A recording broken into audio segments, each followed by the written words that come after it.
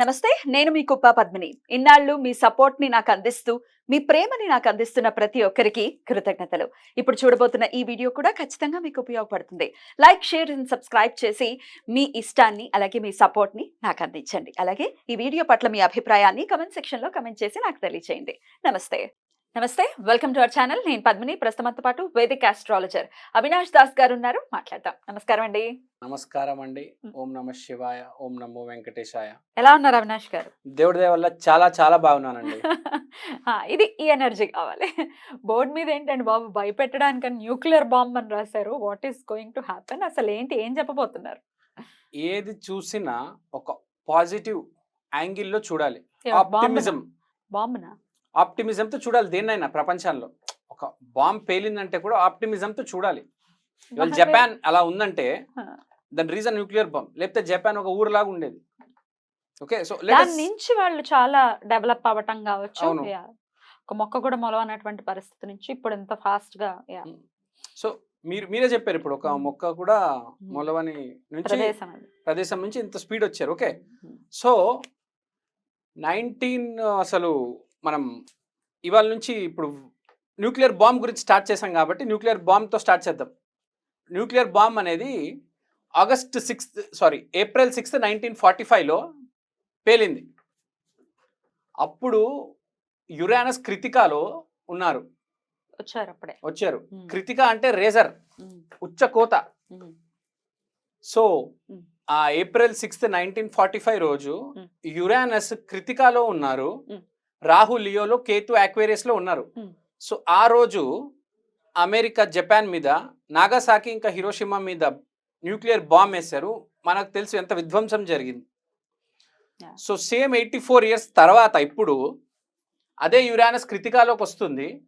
వచ్చేసింది. ఇప్పుడు వృషభంలో వచ్చింది. ఆ, వృషభంలో అదే రెండో పాదంలోకి వచ్చి ఉండాలి కదా.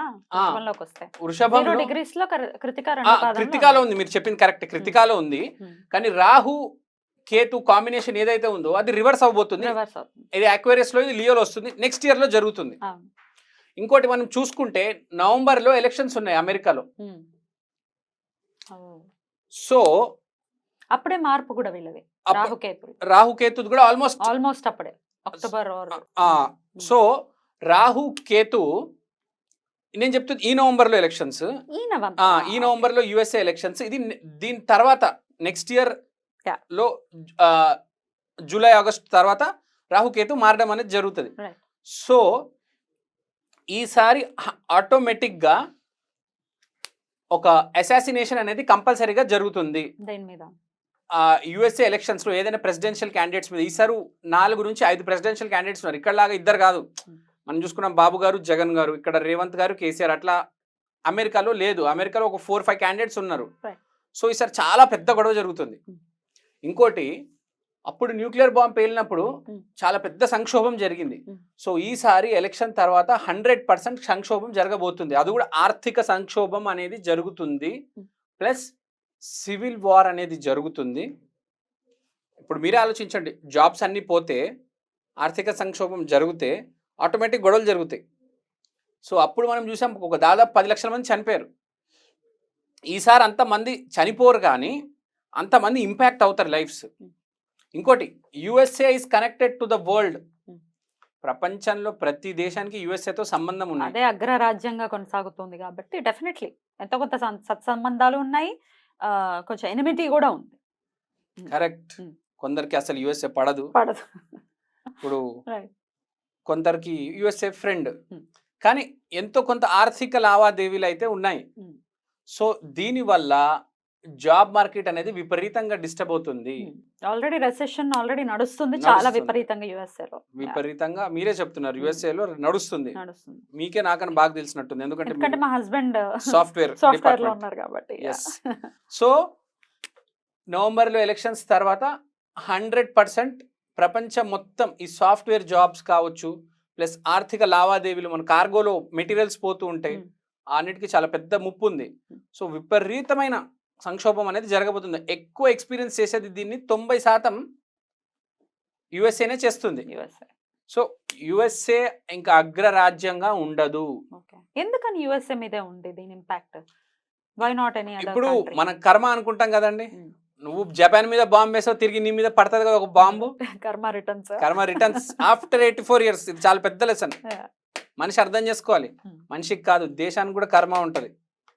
సో ఇప్పుడు మనం చూస్తున్నాం ఆల్రెడీ యురానస్ ఎప్పుడైతే వృషభంలోకి టారస్లోకి ఎంటర్ అయిందో ఈ యూక్రెయిన్ ఇజ్రాయెల్ గొడవలు బాగా ఎక్కువైపోయినాయి.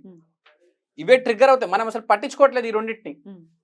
కానీ ఈ రెండింటి ట్రిగ్గర్ అవడం వల్లనే నెక్స్ట్ ఇయర్ జూన్ జూలై తర్వాత ఎప్పుడైతే రాహు అక్వేరియస్లో వెళ్ళిపోతుందో, కేతు లియోలో వెళ్ళిపోతుందో, అదే అంటారు ఫైర్ అండ్ వాటర్ ఎయిర్లోకి వచ్చేస్తాయి. ఇప్పుడు అర్త్ అండ్ వాటర్లో ఉన్నాయి Rahu and Ketu, fire and ఎయిర్లోకి వచ్చేస్తాయి. ఇది ఎప్పుడైతే జరుగుతుందో 100% ఒక బాంబ్ అయితే పేలబోతుంది. ఇంకా నేను చెప్పనక్కర్లేదండి, ఇక్కడైతే భారత విధ్వంసం అయితే జరగబోతుంది. సరే, యుఎస్ లో ఆబ్వియస్ గా మన ప్రవాసాంధ్రులు చాలా మంది ఉన్నారు. కరెక్ట్.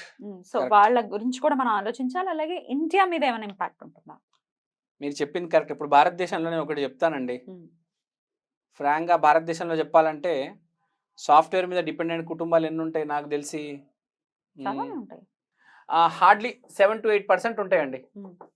అంతేనా? అంతే, సాఫ్ట్వేర్ మీద కుటుంబాలు ఇక్కడ భారతదేశంలో మాక్సిమం బిజినెస్ చేసుకుంటారు. రోడ్డు మీద స్టాల్స్ ఉంటాయి, లేకపోతే షాప్స్ ఉంటాయి, లేకపోతే వ్యాపారాలు ఉంటాయి. సాఫ్ట్వేర్ మీద 7 to 8% ఉన్నారు. సో భారతదేశంలో డిపెండెంట్ వాళ్ళు, వీళ్ళకి కొంచెం ఇబ్బంది పడవచ్చు. అంటే నేను వీళ్ళు జాబ్ పోతుంది అని చెప్పట్లేదు, శాలరీస్ చాలా డౌన్ అయిపోతాయి. ఇప్పుడు మీరే ఆలోచించినప్పుడు ఆర్థిక సంక్షోభం జరిగిన తర్వాత ఫస్ట్ ఆఫ్ ఆల్ అక్కడ అమెరికాలో జాబ్స్ పోతాయి, ఇక్కడ ఇండియాలో ఎందుకు పోవంటే ఇండియాలో శాలరీస్ తక్కువ, యూఎస్ఏలో ఎక్కువ కాబట్టి ఇక్కడ తీయకపోవచ్చు, కానీ ఇక్కడ శాలరీస్ అయితే తగ్గిపోతాయి. కొంతమంది జాబ్స్ పోవడం కూడా జరుగుతుంది. మెయిన్గా అంత బాధపడాల్సిన అవసరం లేదు ఇండియా, కానీ అమెరికా అయితే చాలా ఇబ్బందుల్లో పడబోతుంది. ఒక రకంగా చెప్పాలంటే ప్రపంచమే ఇబ్బందుల్లో పడబోతుంది. మనం ఇక్కడ చాయ్ అమ్మేవాడికి, పునుగులు అమ్మేవాడికి, దోశలు వేసేవాడు వాడికి ఏం తేడా పడుతుంది? వాడికి ఏం తేడా పడదు. ఇక్కడ ఎంతో కొంత సాఫ్ట్వేర్ వాళ్ళకి తేడా పడుతుంది, కానీ అమెరికా అయితే క్లోజ్డ్ అని చెప్పేస్తున్నానండి. క్లోజ్డ్ అయినా ఏకంగా ఇంకా అసలు అమెరికాలో నేషనల్ చేస్తే నాశనం దుంప నాశనం అంటున్నారు కొన్ని ఒక టైం వరకు. ఎంత టైం వరకు? అది మీరు రాహు కేతు ఇంకా ఆ అక్వేరియస్ ఇంకా లియోలో ఉండేదాకా 18 నెలలు ఆట ఆడుకుంటది అమెరికాని.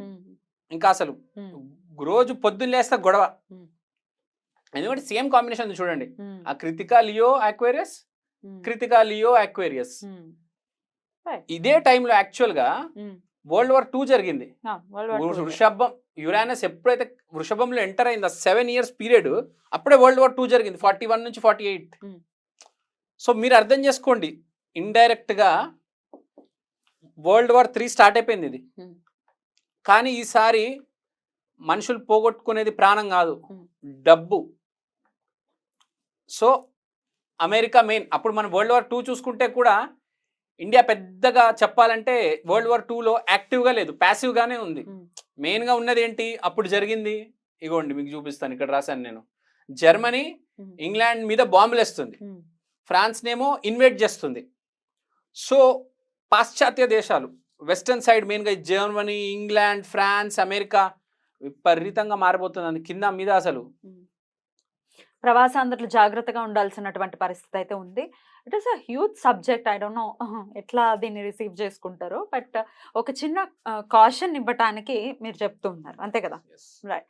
సో మన మన ప్రవాసాంధ్రులు ఖచ్చితంగా, మన భారతీయులు ఖచ్చితంగా జాగ్రత్తగా ఉండాలి ఈ పీరియడ్లో అని చెప్తున్నారు. Let's hope for the best. అంటే శాంతిగా ఉండాలి ప్రపంచం అంతా అని కోరుకోవటం మినహాయిస్తే మీరు అన్నట్టుగా కర్మ రిటర్న్స్, దాని నుంచి ఎవడు తప్పించుకునేటటువంటి పరిస్థితి ఉండదు. So let's hope for the best. అంటే అప్పుడెప్పుడో జరిగిన దానికి ఇప్పుడున్న ఇన్నోసెన్స్ ఇబ్బంది పడటం అనేది బాధాకరమే కదా, అట్లా జరగకూడదని కోరుకుందాం. అంతేనా? ఇంకేమైనా చెప్పాలా మీరు? ఒకటే చెప్తాను ప్రవాసాంధ్రులకి, మీ రియల్ ఎస్టేట్ ఏదైనా అమెరికాలో ఇన్వెస్ట్మెంట్ ఉందంటే జాగ్రత్తగా చూసుకోండి. ఎక్కువ శాతం క్యాష్లోనే డబ్బులు పెట్టుకోండి, గోల్డ్లో పెట్టుకోండి, స్టాక్స్లో పెట్టుకోండి. రియల్ ఎస్టేట్ అంటే మళ్ళీ మీకు తెలుసు కదా, ఒకసారి ఇలాంటి పరిస్థితులు వస్తే దాన్ని మళ్ళీ రియల్ ఎస్టేట్ అమ్మడం కొనడం అంటే అలాంటి సంక్షోభ సమయంలో చాలా కష్టం. కాబట్టి కొంచెం రెడీగా ఉండండి, జాగ్రత్తగా ఉండండి అని చెప్తున్నాను మీకు. వచ్చే సంవత్సరం మే జూన్లో కల్లా మీకు స్టార్ట్ అవుతుంది. చాలా ఇబ్బందికరంగా ఉంటుంది. ఒక 18 నెలలు అయితే అసలు యాతన. మీరు ఆ యాతన తట్టుకోగలుగుతారు, దాని తర్వాత ఉండగలుగుతారంటే ఓకే, కానీ ప్రపంచం అయితే మారబోతుందండి. ఏ రోజైతే మీరు గమనించండి, ఏ రోజైతే శని మేషంలోకి వెళ్తాడో Hmm. దీని తర్వాత జరిగేది అది 5 years తర్వాత ఉంది అది. దీని తర్వాతే మెల్లిగా 26 27 25 26 27 27 సో 25 26 లో ఇదంతా జరుగుతుంది. Hmm. 27 లో మొత్తం ప్రపంచం మారబోతుంది. Right. So I mean to say Hmm. Step by step అంతా మారుతుంది కాబట్టి డబ్బులన్నీ జాగ్రత్తగా పెట్టుకోండి. మీకు ఇంకా నాకన్నా ఎక్కువ మీకే ఫైనాన్షియల్ గా అమెరికాలో ఉన్న ప్రవాసాంధ్రులకు తెలుసు కాబట్టి ప్లాన్ చేసుకోండి. Right. ముందు సమయం అయితే బాగాలేదు అమెరికా వాళ్ళకి, ఇండియాలో వాళ్ళకి అయితే ఏం ఇబ్బంది లేదండి, హ్యాపీగా బతికేస్తారు. వచ్చేయాలి అనుకున్న వాళ్ళు వచ్చేయచ్చా? హ్యాపీగా వచ్చేయండి. ఒకవేళ ఆ ప్లాన్స్ లో ఉంటే, ఇప్పుడు పని Guarantee. కట్టుకుని తట్టబుట్ట కట్టుకో చదువుకోమని కాదు, ఒకవేళ ఆ ప్లాన్స్ లో ఉంటే కనుక ఓకే. ఎనీవేస్ చాలా మంది తిరిగి వచ్చేస్తారు కూడా, అది కూడా సత్యం. ఎందుకంటే ప్రపంచం 27లో ఎప్పుడైతే మారుతుందో చాలా మార్పులు వస్తాయి. చాలా మంది ఒకరిద్దరు కాదు, ఇంకా నేను పర్సంటేజ్ చెప్పకూడదు కానీ చెప్పలేను, అలా ఒక నంబర్ చెప్పకూడదు, Right. కానీ చాలా మంది తిరిగి వస్తారండి. మీరే ఆలోచించండి. వాళ్ళే. కోరుకుంటున్నాను. నమస్తే అండి. నమస్తే, సాయిరామ్.